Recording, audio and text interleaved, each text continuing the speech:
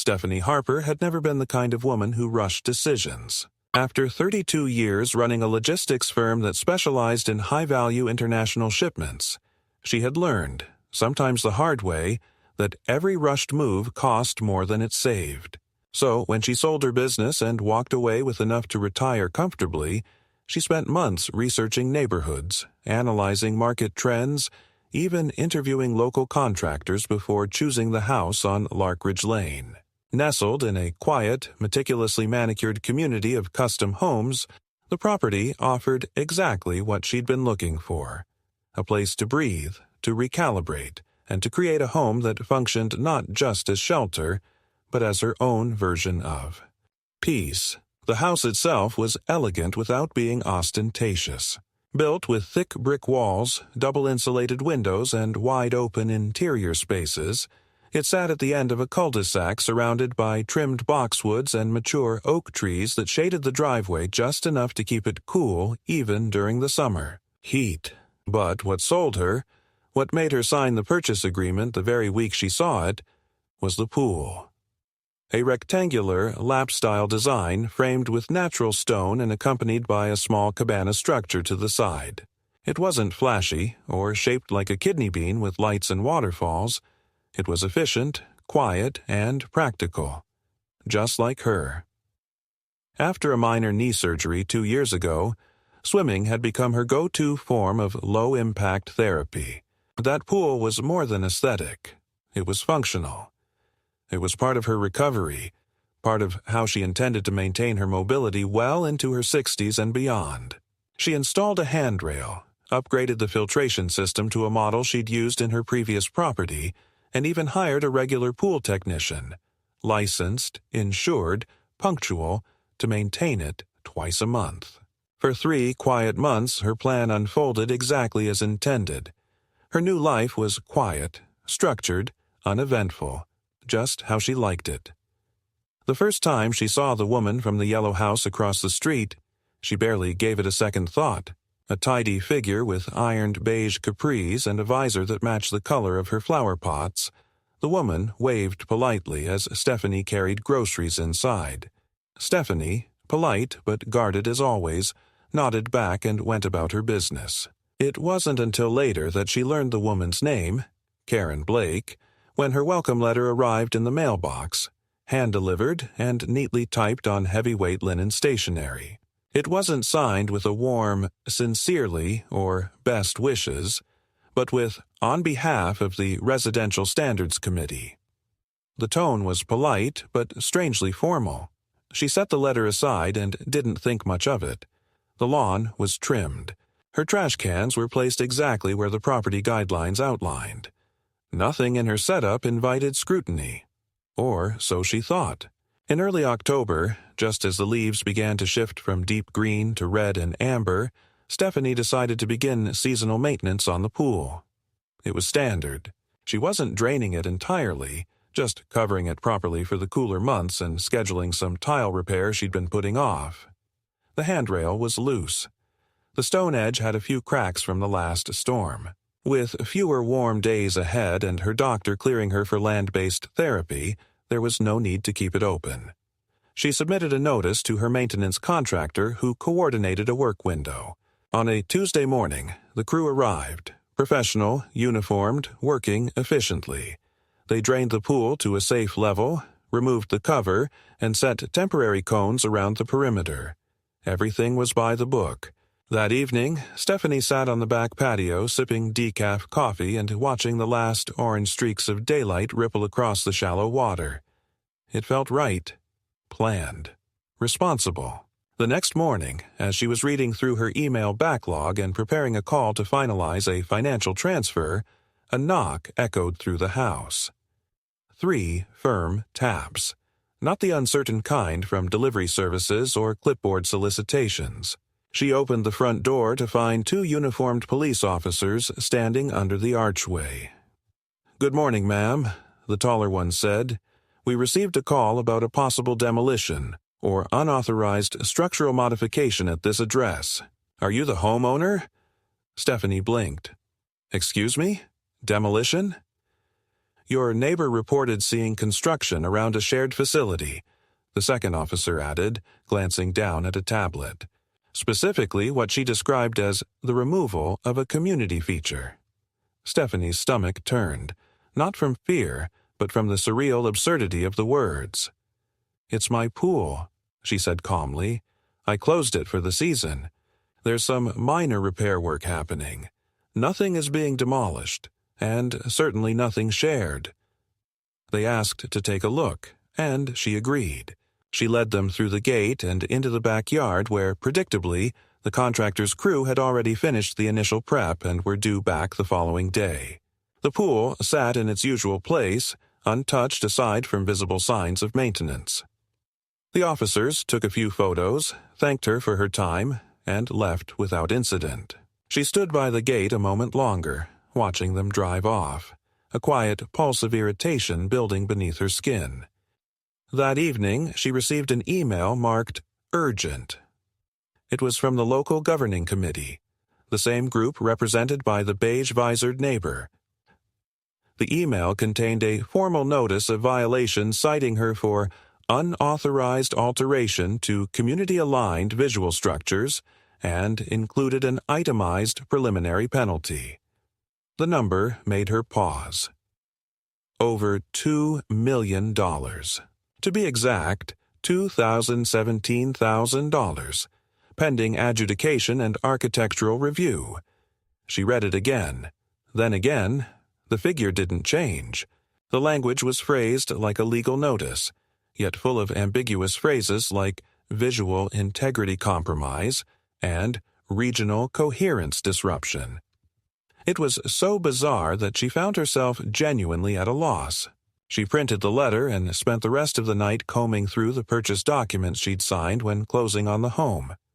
There was nothing, absolutely nothing that defined her private pool as a community feature. No easement, no shared ownership clause, no licensing contract. She was thorough when she bought the place. Her attorney had reviewed every page. She even hired a second title review independently. This wasn't a mistake on her end. It was something else, something inserted afterward, and that scared her more than she cared to admit.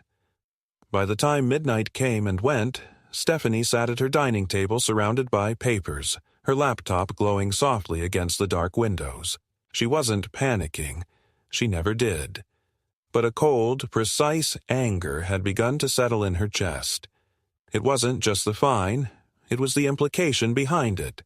Someone was trying to redefine the terms of her ownership, quietly, strategically, and if she didn't move just as quietly and strategically in return, she knew exactly what it would cost her. She closed the laptop.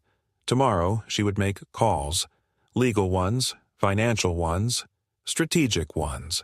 She had no interest in drama, but if they were going to start a fire under her property, she would make damn sure they were the ones who got burned. The morning after receiving the violation email, Stephanie woke earlier than usual. She hadn't slept deeply, not from fear, but from an unresolved dissonance that tugged at her sense of logic. She brewed her coffee but left it untouched as she stood at the kitchen counter, rereading the notice on her tablet. The phrasing hadn't changed overnight.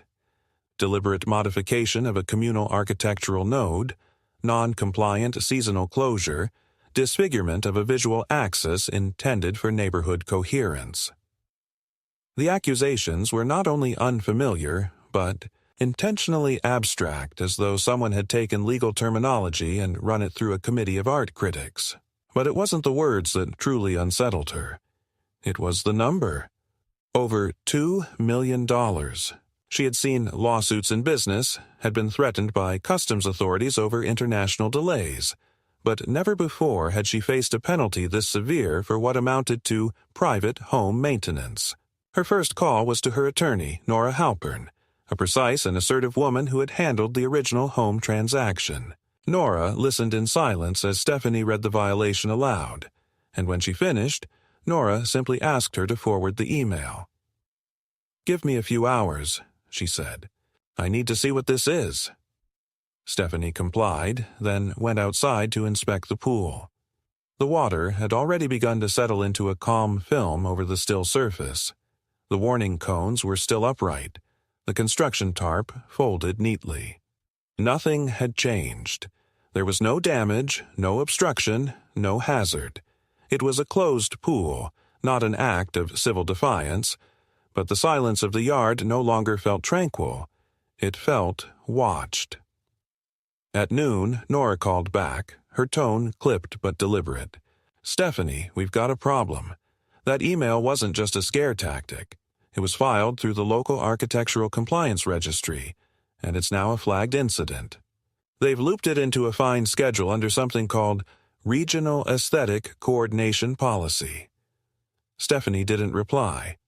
Her pulse had picked up slightly, but she forced it down. "What does that mean exactly?" she asked. "It means," Nora continued, "they've declared your pool a feature of community significance.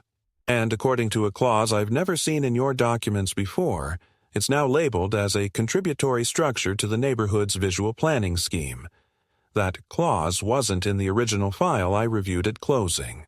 I'm digging into the registration logs, but my first suspicion is that an amendment was filed after closing, possibly backdated.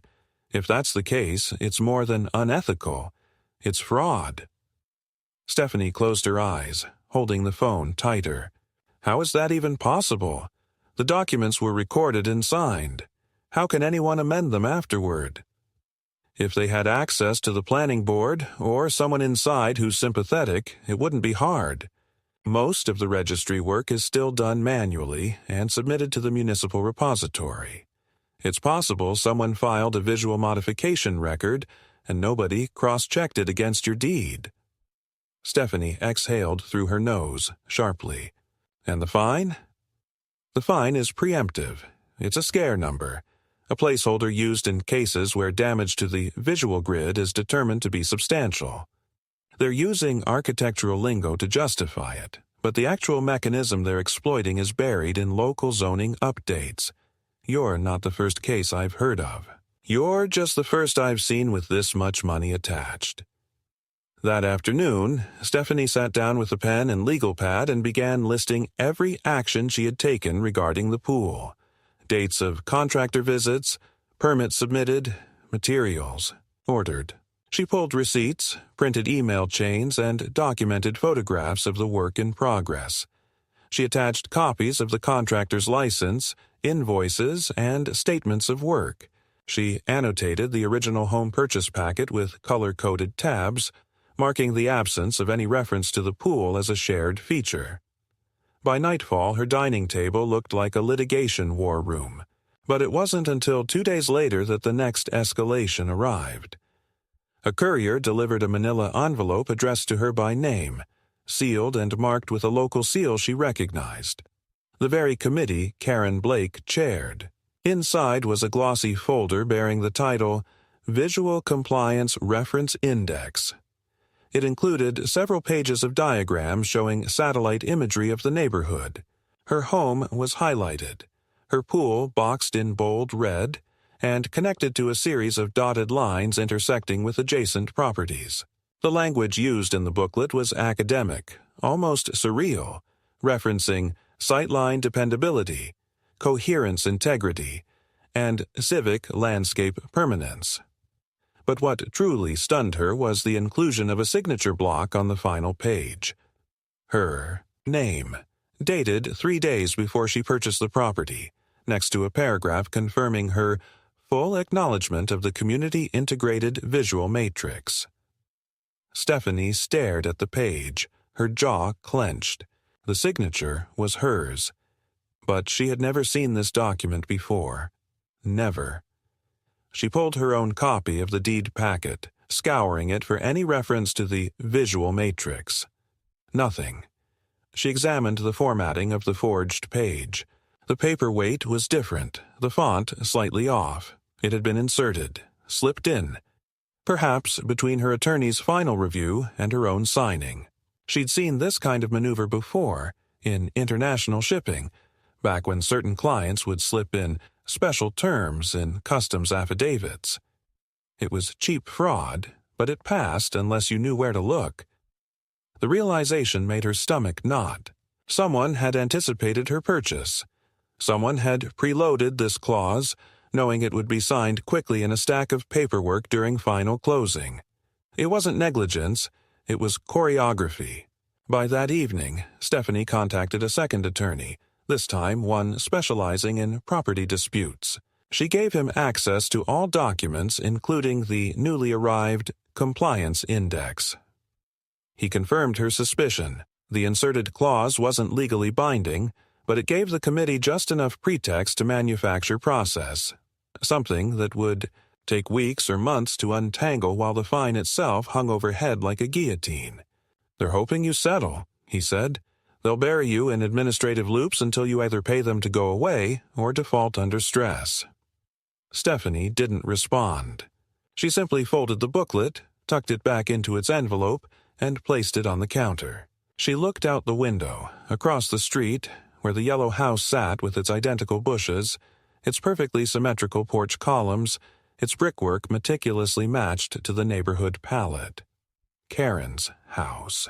The same woman who called the police for demolition, who sent the welcome letter on behalf of the committee, who stood smiling at the edge of her lawn the day Stephanie moved in, watching the pool truck unload. That night, Stephanie sat in the darkened living room. No lights on except the faint glow of the pool outside. She didn't sip tea or scroll her phone. She sat, thinking, calculating. Every instinct honed from decades in corporate warfare told her one thing. She was being set up. This wasn't a neighbor's vendetta. This was procedural coercion. Someone was using bureaucracy not to punish her, but to push her. Out of the neighborhood, off the land. They didn't want a confrontation. They wanted surrender. She leaned back slowly, exhaling, her jaw set. Let them come. 3 days after receiving the forged documentation and the legal confirmation that she was likely the target of a procedural setup, Stephanie made her next move. She wasn't the kind of woman to retreat into panic. Instead, she went tactical. She began by retaining the second attorney full-time, a litigation-grade specialist named Mark Ellis, who had previously handled zoning disputes in urban expansion corridors. He wasn't cheap, but he was thorough, aggressive, and, most importantly, knew the administrative back channels that often allowed seemingly minor ordinances to balloon into financially devastating outcomes. Stephanie didn't care what it cost her to retain him. What she cared about was getting ahead of whatever was coming next. Together, they compiled a strategy, preemptively challenged the committee's designation of her pool as a contributory civic feature, and submit a formal request for document verification through the county clerk's office. Mark filed a procedural block on the fine's progression, citing fraudulent inclusion of non-original materials in the transaction. The filing wouldn't cancel the fine, but it would freeze any attempts to collect or escalate it through liens or civil enforcement until the challenge was resolved. Stephanie followed that with a certified letter to the contractor who had halted work. She wasn't angry at him. She understood the position small firms were in when faced with vague community complaints. But she needed clarity. The reply came quickly. The contractor thanked her for her professionalism and explained apologetically that someone from the local design committee had visited their office in person, flashing documents that appeared to show that the pool was a visual asset of collective benefit and could not be modified without oversight. Not only that, but the contractor's business license was suddenly flagged for review under a building practices compliance audit, something he hadn't faced in 15 years. He didn't accuse anyone directly, but the implication was clear. Working with Stephanie was becoming a risk. By the end of the week, a small orange marker appeared on the edge of her front lawn. It was a surveyor's pin. No one had contacted her. No one had requested access. The pin sat precisely 2 feet outside her fence line, and by the following morning it was joined by 2 more. She stepped outside to photograph them, only to find a man across the street doing the same thing, with a tablet and a long-lens camera. He wasn't in uniform. He didn't approach her. He just took his photos, scribbled something into a leather-bound notebook, and got into a dark sedan parked half a block down. She made note of the license plate and passed it to Mark. He, 2 nights later, just after 10, the motion lights on the side of her house activated. Stephanie rose from her desk where she had been reviewing another batch of archival files Nora had recovered from the initial transaction. She moved quietly through the kitchen, looked out through the side window and spotted a figure near the boundary hedge. A small, slouched silhouette fiddling with something in the soil. She flipped on the exterior floodlights and stepped outside with the same quiet, unhurried walk she had used when approaching volatile situations back in the corporate world. Whoever it was had already gone, but left behind a freshly dug hole, half covered next to the drainage outlet of the old irrigation line. Inside, it was a small rectangular device, black, weather-resistant casing, the kind used in discreet landscaping installations. A proximity beacon. Not live, not transmitting, but unmistakable. She photographed it, bagged it with gloves, and placed it in her freezer. Her phone call to Mark was curt. He didn't question her decision. He asked her to leave the device untouched until he could send it to an engineer for analysis. Stephanie didn't speculate. She didn't accuse. She prepared. The next morning, her mailbox contained a new letter. This time it was from the Neighborhood Standards Liaison, an entity she had never heard of prior to this. The tone was almost whimsical. Dear Ms. Harper, we've noted with concern a recent change in your property's structural presentation, namely the interruption of pool-edge symmetry that may impact shared visual composition for street-facing dwellings. It continued for 2 pages, citing abstract principles of residential rhythm, reflective cohesion, and environmental ambiance equity. No fine was mentioned. No legal claim. Just an invitation to discuss possible restorations or adjustments with the visual coordinator assigned to your region. Stephanie placed the letter beside the others and poured herself a glass of water. The tap sputtered, then slowed, then stopped. She turned the handle back and forth, then went to the bathroom. Same result. She checked the breakers, the valves, the intake filter. Nothing on her end was wrong. A call to the water utility confirmed what she already suspected. A work order had been submitted under her address for emergency shutoff, pending cross-connection inspection. No such order had been placed by her. It would take at least 72 hours to reverse. She hung up without saying goodbye. She didn't pace. She didn't yell. Instead, she went to the closet, pulled out her travel gear from the logistics years and set it by the door. Then she left a short voicemail for her neighbor 2 houses down, Joanna, an anesthesiologist who kept to herself.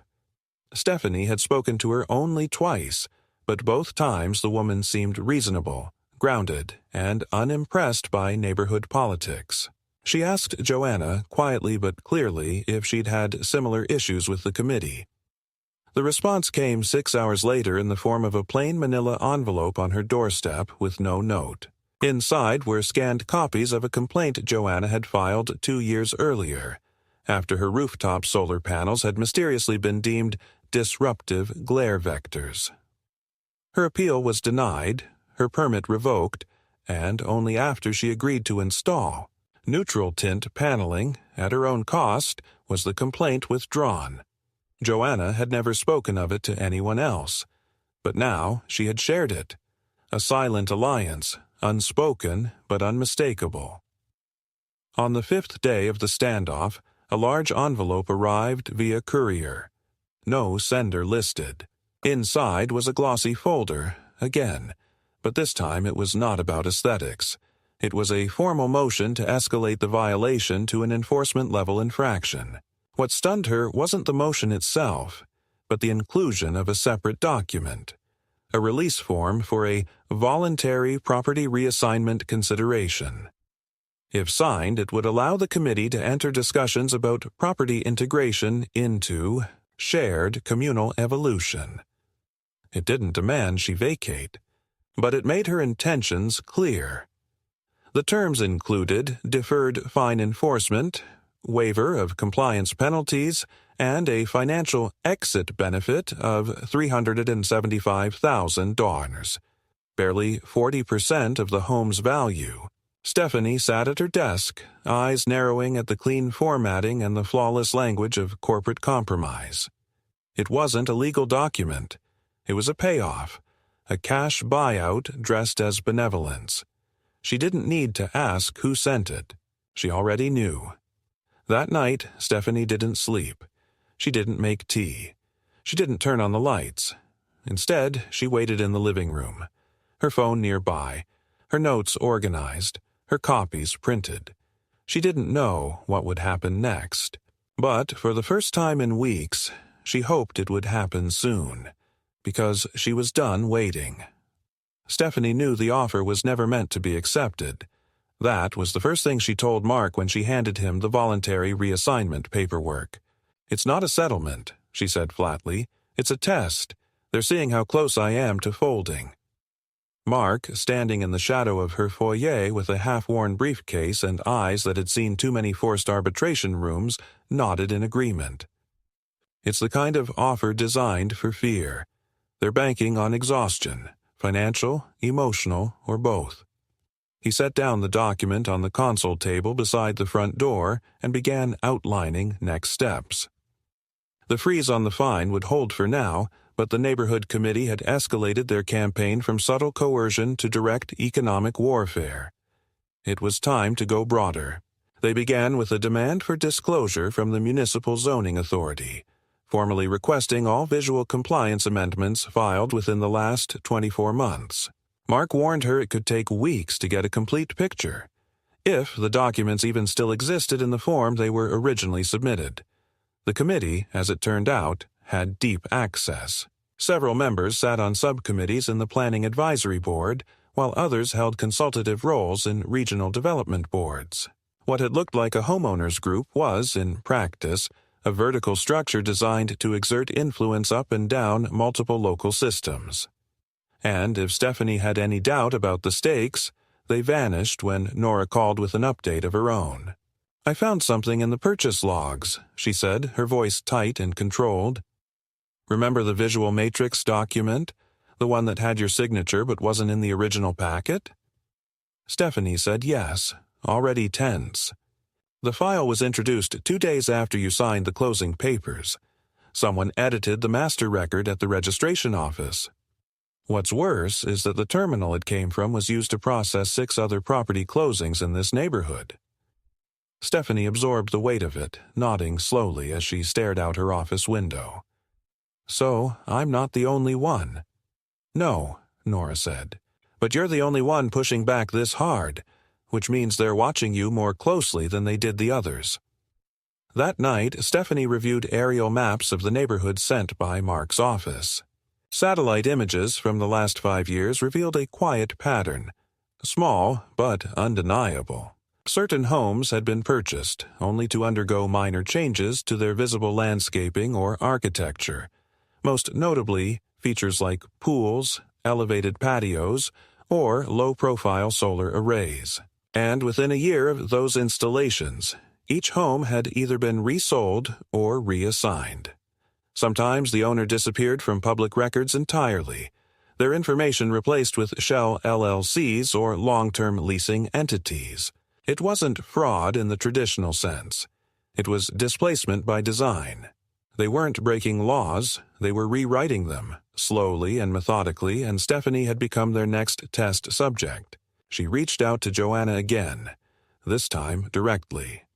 They sat together in Stephanie's kitchen one gray Saturday morning, sipping coffee from mismatched mugs while files and records littered the table between them. Joanna, still cautious but clearly moved by the audacity of what she had read, offered a new piece of information. A colleague of hers at the local university worked part-time as a planning consultant and had quietly warned her, months ago, about new zoning overlays being drafted in the interest of regional design unity. It sounded benign, bureaucratic, but Joanna now believed it was a smokescreen for phased ownership consolidation. "He told me," she said quietly, that the district's aesthetics board received funding from a private consortium. He didn't know who. He just knew the phrase they used was visual continuity equity. He said it's not about beauty. It's about ownership visibility. It wasn't just about what your property looked like from the street. It was about how your home appeared in the collective brand of the community. Stephanie didn't speak for a full minute after that. Instead, she pushed aside the coffee cup, picked up her folder of documentation, and said, "Then, it's not my pool that's the problem. It's the fact that I made a change to their brochure." The next day, she instructed Mark to begin the process of deposing members of the design committee, starting with Karen Blake. He warned her it would likely trigger an immediate backlash, procedural stall tactics, counterclaims, and possibly even more enforcement filings. Stephanie didn't care. She was no longer defending her right to renovate a pool. She was now preparing to expose a system designed to control property value through the illusion of cooperative governance. And if they wanted to drag her into a public fight, she was finally ready to swing. That night, someone removed the surveyor flags from her lawn. In their place, a small handwritten sign had been pushed into the grass. It read simply, "You don't belong here." She didn't touch it. She let it stand there like a flag in contested ground and went back inside without turning her lights on. The morning after the sign appeared on her lawn, Stephanie didn't remove it. She didn't take a photo or call the police. She made a pot of black coffee, drank half a cup in silence, and opened her legal pad to add one more entry to the growing timeline of hostility. There were now 4 handwritten items she had documented as threats, 2 technological intrusions, and a running list of over 24 paper violations or manipulations, all in less than 30 days. Mark called at 9:04 a.m. sharp. He had already submitted the first wave of discovery notices to the relevant local and regional boards, including subpoenas for digital records, property plan revisions, and individual communications regarding her parcel. "This will escalate it," he warned. "They'll try to stonewall us or bury us in redactions, but it'll put them on notice that we're not bluffing." Stephanie didn't hesitate. "Let them respond. I'm not bluffing either." By midday, a new notice was taped to her door, this time signed by the Design Environment Compliance Division, a body that did not exist in any municipal or state listing but appeared to have its own emblem, document, templates, and a post office box in a nearby city. The notice alleged that her home had violated a previously unreferenced clause known as the ambient continuity expectation, claiming that her recent pool cover and partial deconstruction had fractured the reflected environment axis visible to the southern vista zone. The language was both absurd and surgically chosen, meaningless to most people but not to Stephanie. She understood corporate jargon designed to intimidate. The clause didn't accuse her of damaging anything. It accused her of breaking an illusion, of refusing to conform to a visual narrative someone else had created. The fine was now recalculated to include what they called symmetry remediation costs, pushing the total past $2.5 million. That night, someone rang her doorbell at 1:13 a.m. She watched silently from her upstairs window as a tall man in a reflective jacket, one with no logos or identifiers, stood under the porch light without moving, his hands clasped behind his back. He didn't knock again. After 5 minutes, he walked away. She didn't follow. She didn't call the police. She simply took note, documented the time, the stance, the uniform, and added it to the timeline. 2 days later, a letter arrived from her bank's insurance affiliate, alerting her that her property was undergoing a coverage reassessment due to declared structural ambiguity, and her current homeowner's policy would be temporarily downgraded until further review. The clause they referenced was connected to zoning irregularities, not risk. Stephanie made the call herself. The woman on the phone was polite but non-committal. "It's an automatic trigger," she said. "We received a report from a certified third-party compliance partner." Stephanie didn't ask who. She already knew. Someone had declared her home in flux, and that was enough to trip financial systems into action. She was now being attacked procedurally from multiple vectors: governmental, civil, and private. Mark's office, now fully engaged, expanded the fight. They retained an independent zoning auditor from out of state, one with no ties to local architecture boards, and began combing through every change made to the neighborhood's civic designations in the past 5 years.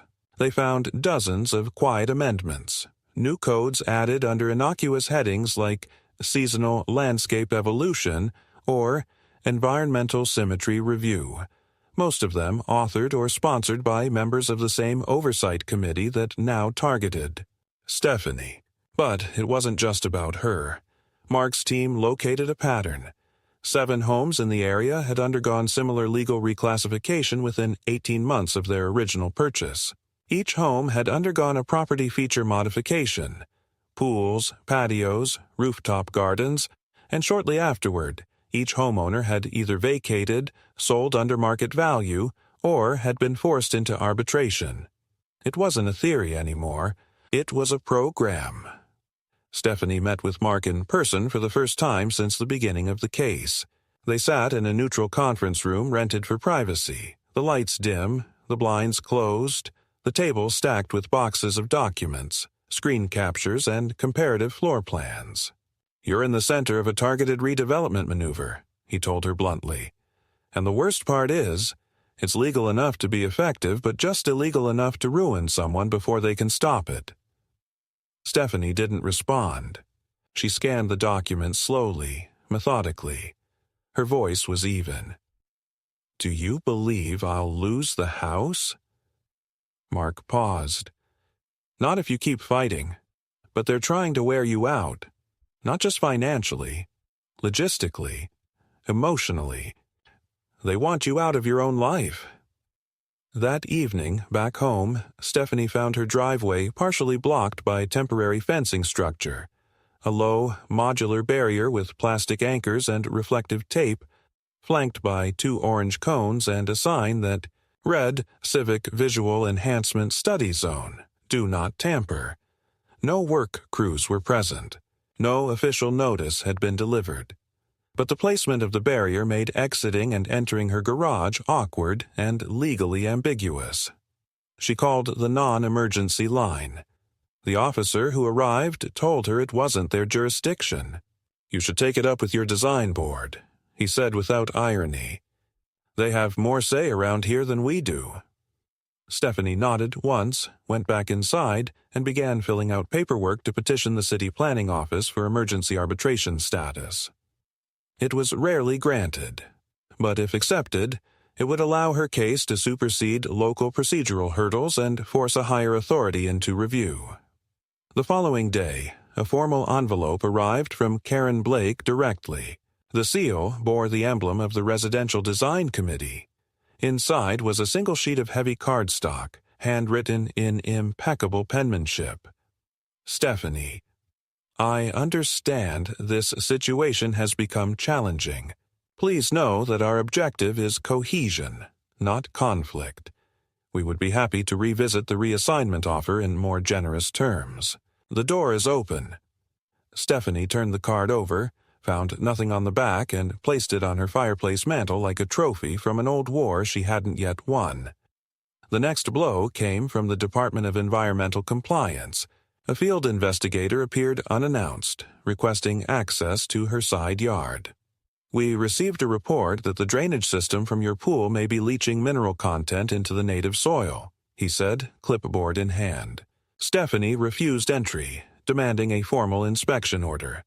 The man left, but not before placing a temporary tag on her irrigation box, a small yellow sticker that read, "Under review." Within 2 hours, her sprinkler system shut off. Mark filed an injunction the same afternoon. Simultaneously, Nora escalated her findings to a state oversight committee, including documented evidence of tampered transaction documents and non-standard amendment entries tied to digital audit trails inside the county's property registry. They now had proof that someone with access had manipulated multiple files post-closing, a felony in the state. If the Oversight Committee agreed to take the case, it would trigger a broader audit. Stephanie waited in silence, her routine reduced to tight cycles of documentation, legal preparation, and constant logistical triage. It was no longer a question of how long she could endure. It was how far they were willing to go to take the property from her. And then, on a Sunday morning, just before dawn, she stepped outside to find a group of 3 individuals standing on the sidewalk across from her yard. They weren't neighbors. 2 men and 1 woman, dressed in dark, casual attire, holding tablets, clipboards, and what looked like depth gauges. One of them pointed toward the pool. Another nodded. None of them spoke to her. After 5 minutes, they walked away. Stephanie reported it. There was no record of any authorized survey in her area. She no longer checked her mail in the morning. She waited until dusk. No more lights on at night. No more open windows. Her house had become a perimeter, something to defend, to hold, to keep from being rewritten into someone else's version of order. She didn't feel fear anymore. She felt velocity, and she wasn't slowing down. It was on the 53rd day of the campaign against her that the first formal hearing was scheduled. Mark had managed to push the complaint into expedited arbitration under a local jurisdiction override clause rarely used, forcing a preliminary review by a municipal oversight panel. It wasn't a courtroom, but it was the first time anyone from the committee would be required to sit across from Stephanie and justify their actions in person. The hearing was to be held in a neutral administrative building downtown. Glass walls, sterile carpet, nothing dramatic. But to Stephanie, it felt like the front line. She arrived early, dressed in tailored gray and a black coat, her files neatly packed, her posture sharp and still. Karen Blake arrived 15 minutes later, flanked by 2 representatives from the Residential Design Board and a man introduced as their legal counsel. She greeted the panel warmly. She didn't acknowledge Stephanie.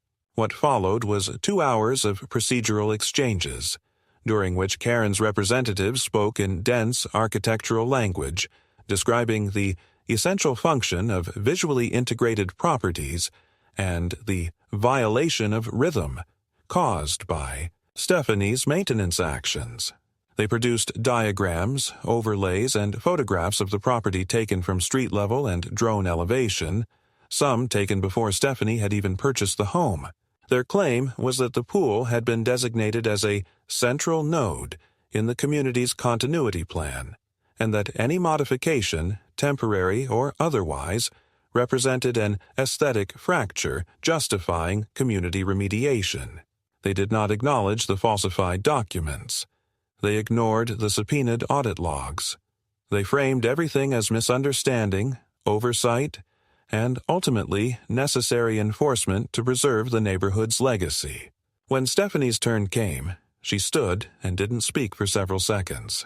She simply placed a stack of documents on the table, a complete transaction record, side-by-side visual comparisons of the documents she had signed and the altered ones submitted after the sale, digital trace reports showing edit histories, and a certified statement from the county registrar's office acknowledging unauthorized access to her property file. She did not argue. She presented. Cold, clear, methodical. When she was done, the room was quiet. The panelists, 3 in total, took a recess to review the documents. When they returned 20 minutes later, their statement was brief. We are not in a position to resolve criminal implications. That is the jurisdiction of the State Oversight Board. However, based on the evidence presented, we are placing an immediate injunction on all enforcement actions related to this property. No further penalties may be issued. The current fine is suspended pending external review. Karen's expression didn't change, but Stephanie saw the twitch in her jaw. 3 days later, she received word that the state registrar's office had officially opened an investigation into procedural irregularities in property filings associated with her neighborhood. Mark confirmed it was now out of local hands. Nora called the same evening to inform her that 2 of the names attached to the altered documents had lawyered up. The committee issued no statements, no apologies, but 2 members resigned within the week. The sign on her lawn was removed. The temporary fencing at the edge of her property disappeared overnight. Her irrigation system turned back on without notice.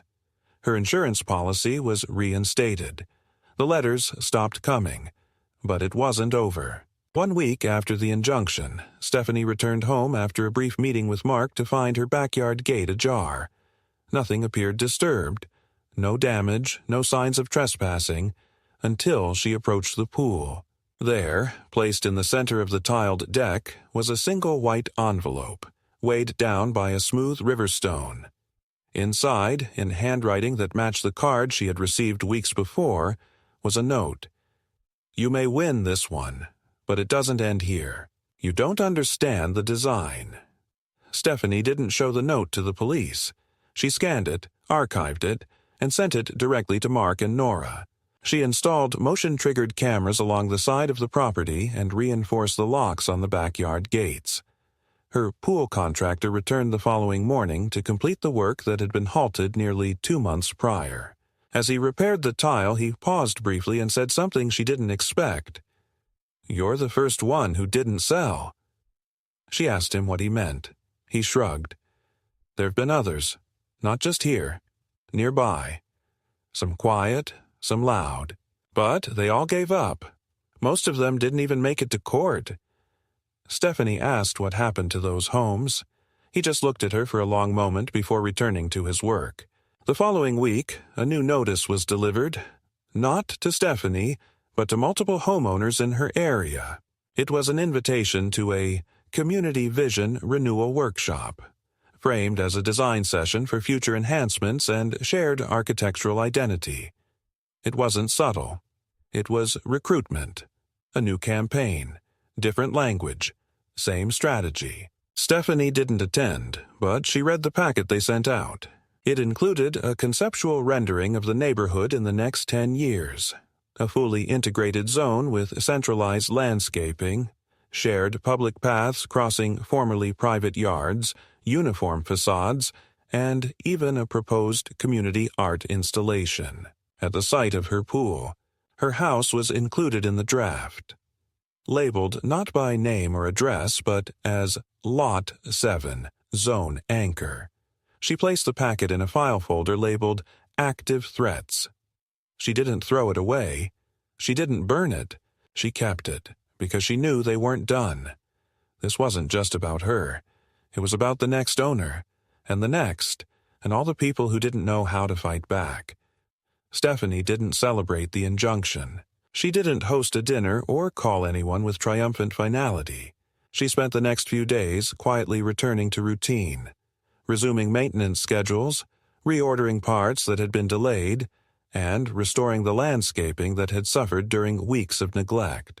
The pool, once a battleground, was now just water again, still clean and hers.